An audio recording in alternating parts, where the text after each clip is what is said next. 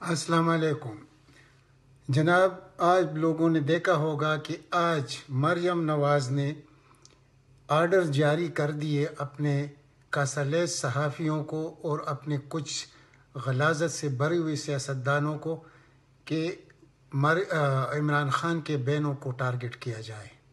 तो उसका तरीका आपने कौमी असम्बली में देखा होगा कि अफजल कोकर ने क्या कुछ कहा, यानी अलीमा ख़ान के बारे में, कि मैंने जो बनाई है दौलत वो मैंने मशीनों के आमदन से नहीं बनाई, रिश्वत की मशीनों से, यानी कि इमरान ख़ान के बहन करप्ट है। और ये पैगाम किसने किसको दिया? मरियम नवाज़ ने, वो जो बदशक्ल सी औरत है मरियम औरंगज़ेब, उसको कहा।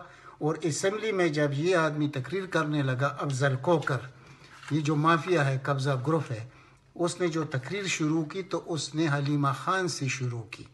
यानी इस पाकिस्तानी सियासत में जो गलाजत शरीफ ख़ानदान ने दाखिल किया है, यकीन करें किसी मुल्क में इतनी गलाजत, इतने गलीज़ लोग आपको नहीं मिलेंगे जो इन सियासतदानों ने इस मुल्क के साथ, इस ख़ानदान ने किया है।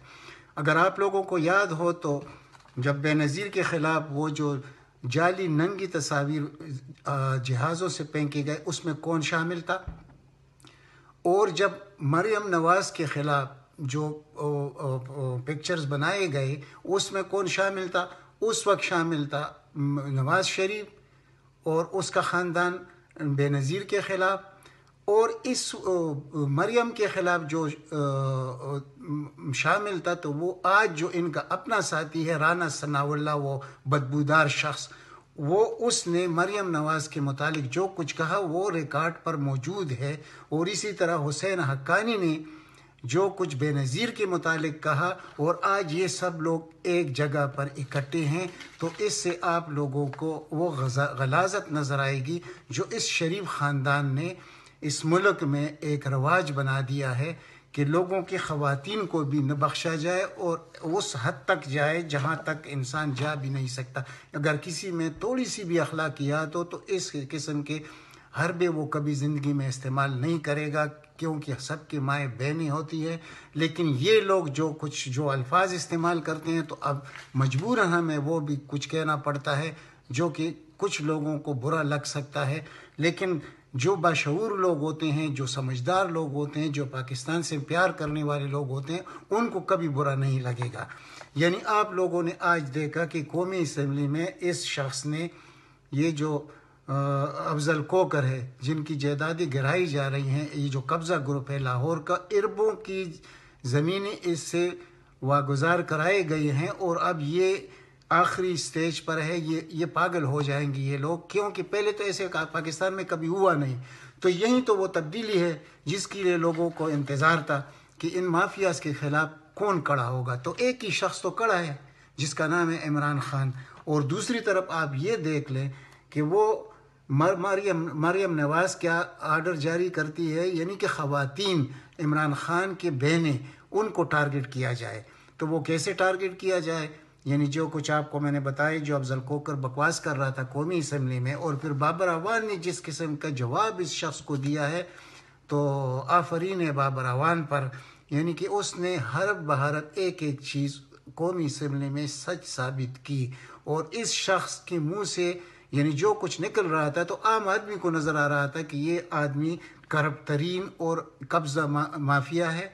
और हमेशा इन लोगों के सिर पर जो हाथ रखा गया है वो नवाज़ फैमिली ने रखा है, जरदारी फैमिली ने रखा है। और आज ये वो कुछ कर रहे हैं जो कि किसी मुल्क में नहीं हो रहा। और ये किन्हों ने इनको परवान चढ़ाया? शरीफ ख़ानदान ने, और उसके बाद जरदारी ख़ानदान ने। ये है हमारी मुल्क की सियासत, जो कि अगर दुनिया को हकीकत पता चल जाए तो इस पर थूकने के अलावा और कुछ नहीं करेंगे। लेकिन इसके लिए अल्लाह ताला ने एक इंसान पैदा किया जिसका नाम है इमरान ख़ान। और अब वो इनको सबको, इनकी करप्शन को, इनकी करतूतों को वो नंगा करके रख रहा है। कल उसने जो बात की आप लोगों ने सुनी होगी कि इनकी जो चीखें आसमान तक पहुंच रही हैं, तो समझ जाए कि यही है तब्दीली। तो हकीकत में तो है ही तब्दीली यही कि पाकिस्तान में पहली दफ़ा एहतसाब हो रहा है, जो सही मानों में हो रहा है। ये एक और बहस है कि अगर एहतसाब यानी नेब का चेयरमैन ان کا ہے،